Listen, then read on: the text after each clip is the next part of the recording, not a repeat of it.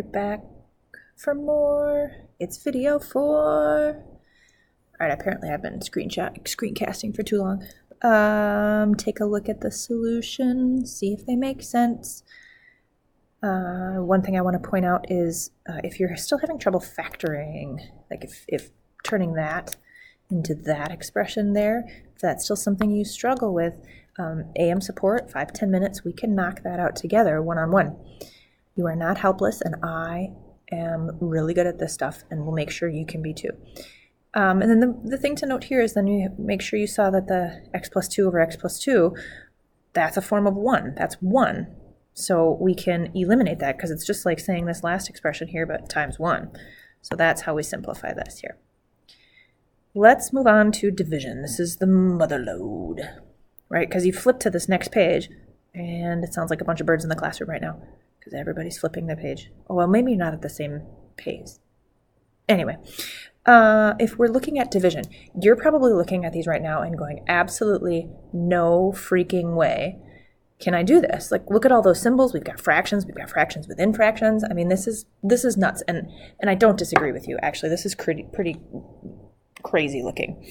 But what you have to remember is that when it looks like this as a fraction, okay, what we're really seeing here is that we're seeing x squared minus 5x minus 24 over x squared, and that fraction bar means division, right? So we're seeing that divided by this fraction here. And so I don't know about you, but for me, I prefer to see it like this. So if you see it written as a fraction, just change it to a division symbol, because then we know what we're doing. And again, we're trying to show that it equals this. So we're going to show here somehow that it equals that. Let's take a look at what this means. So this division, right, we talked about earlier, division, right, is the same thing as multiplying by the reciprocal, right? So if we're looking at this here, we're going to multiply by the reciprocal. Reciprocal means the inverted fraction, right? And if you're struggling with why that is, go back to thinking about what it means to take a half. Here's a half, and how many fourths fit in the half. So if we divide the piece into 4, right, how many fourths fit into the half? It's 2. 1/2 divided by 1/4 is 2, right? That's the same thing as 1/2 times 4. All right, so back to the multiplication here. And from here, really the only thing that's different, my friends, about multiplication and division is this first step, this flip the fraction and multiply. Otherwise, we're just doing the same problem we did, right? If we want to combine these, x squared minus 5x minus 24, that's times x plus 3. And then the denominator here, we've got this weird x squared times x squared minus 8x. That's weird. I don't know what that's going to look like, but we'll get there. Then we're going to factor and simplify. Factor and simplify. So if we want to factor this, right, so we're thinking, oh, gee, didn't we just factor that? The answer is yes. You just factored that. So this is still x minus 8 and x plus 3. And then you had another x plus 3 to bring down. Don't forget that one. And then on the bottom here, we have some weird factoring that happens. Just set this aside a minute. This x squared plus 8x. X squared plus, no, that's not a plus. That would be a minus. X squared plus 8x.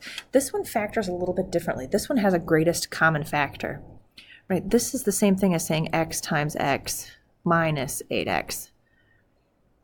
And you can see here that both of these have one x to factor out, one x to give. So this winds up being x times x minus 8. We've factored out an x. We've divided away an x. Was still times that x squared to begin with. So now we have x squared times x cubed, times x minus 8. If that went by you fast, you can back up the video and watch it again. But again, we have x times x minus 8 times x squared. That gives us x cubed. X times x squared, x cubed. And now, hopefully you can see the form of 1. Here's 1. that means we're left with x plus 3 times x plus 3, which is squared, all of that over x cubed. That's where we were trying to get to. Right, if you want to watch that one again, feel free. If you're ready for some practice, take a look at this one. Okay, go ahead and try this one on your own. Stop the video here if you want to try it on your own. If you want help getting it started, watch another second or two.